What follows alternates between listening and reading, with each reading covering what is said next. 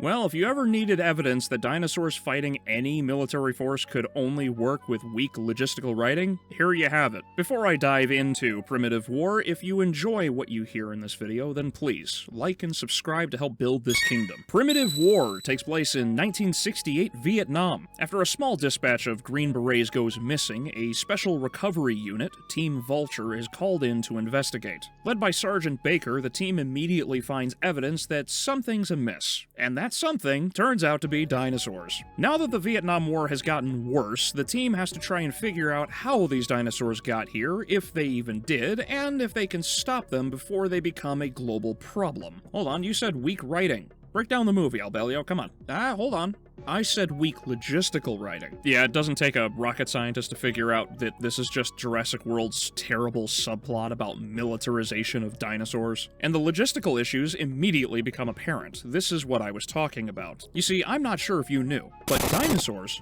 are immune to bullets. This is perhaps Primitive War's most immediate failing, is that dinosaurs only ever take damage when the plot demands it. No, seriously, they will tank 5.56 from an M4 point blank and take almost no abuse. And then the next scene, they'll take 9mm from, I believe, is a 1911. Please correct me if I'm wrong. And that'll disintegrate them. Oh, but a pair of Tyrannosaurs standing in front of a 50 cal.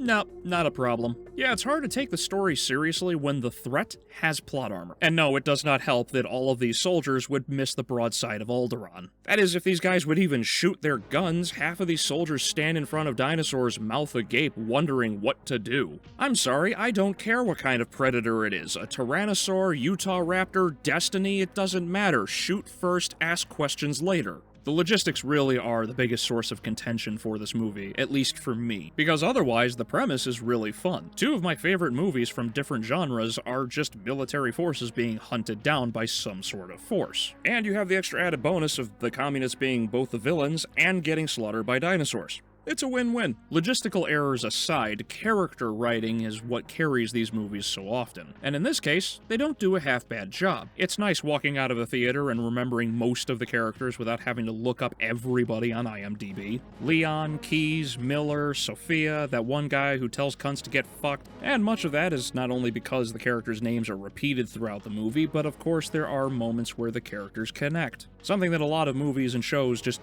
don't have nowadays. Compounding this, they are soldiers in war, so they don't leave their men behind, at least as much as they can fit given the setting. Running through a godforsaken jungle with 65-million-year-old thunder lizards with a yum-yum face is not exactly my ideal way to try to get to know my comrades, but at least they try. Again, camaraderie. Take notes, Hollywood. Instead of letting people run away and leave others behind to die and then, be coddled because they left their friend to die. The dinosaurs, on the other hand, are a bit of a mixed bag. The Tyrannosaurs are large, lumbering, and knock over trees like fat people do kids on their way to the snack bar. And finally, we move on from the Velociraptor. Instead, we get the Utah Raptor, the much larger, silent, and brutal version of the Velociraptor. It's nice to see when dinosaurs don't present themselves by roaring every time they attack, and when they do, the movie does not shy away from this brutality. This is very much on par with the novel version of Jurassic Park. There are two guys in particular that get attacked by these Utah Raptors, and both of them look like I was watching a Jack the Ripper live stream. The remaining dinosaurs, however, are less impressive. The Deinonychus apparently don't hunt in packs, but straight up swarms. Seriously, there's so many of them you'd think that these guys were fighting off the Tyrannid. To be fair, this also applies to the Utah Raptors, so that is kind of a negative because the whole climax turns into a fucking Zerg rush. Regardless, despite this and having more claws than Freddy Krueger, these swarms of Deinonychus are useless in this movie. Talk about inefficient. I've seen sharks on land that have higher body counts than these things. And just about every other dinosaur is simply there because it adds to the atmosphere, like the Spinosaur. It snaps at one person and never does anything else again. Now, to be fair in this regard, there's actually a built-in excuse. Just like how all of my exes described me, the budget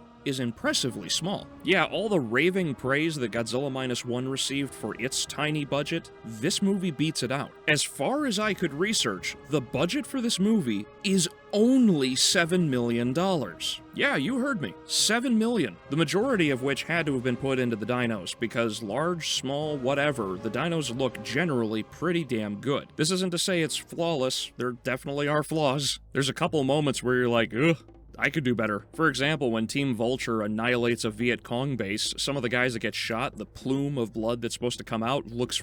It's rough, guys. It doesn't help, these guys appear to not even be firing blanks. They pull the trigger, stand still, no recoil, and there's just a muzzle flash at the end of each of the guns. There's also a guy who gets devoured by like a dozen Deinonychus, and he just lays there perfectly still. Nothing happens.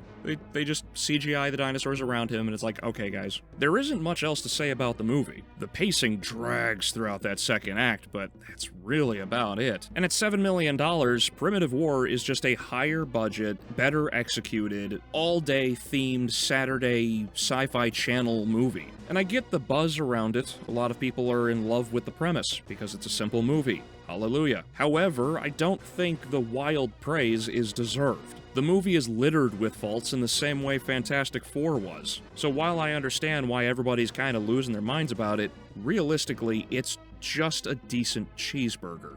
Anyway, thanks for watching. If you enjoyed, please like, share, and subscribe for more, and I'll see you in the next video.